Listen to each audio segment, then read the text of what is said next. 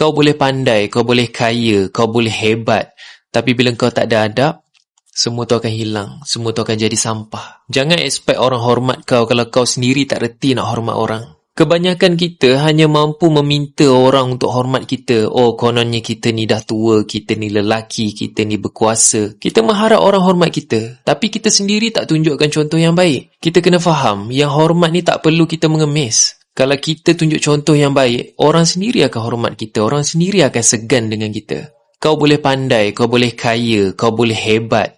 Tapi bila kau tak ada adab, semua tu akan hilang. Semua tu akan jadi sampah. Orang yang betul-betul hebat, orang-orang yang betul berilmu, dia akan semakin tunduk pada bumi. Sebab dia tahu tak ada nilainya semua tu tanpa adab.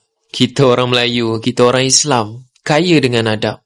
Tapi kat mana semua tu pergi? Tepuk dada, tanya iman. Perbanyakkan selawat, perbanyakkan istighfar.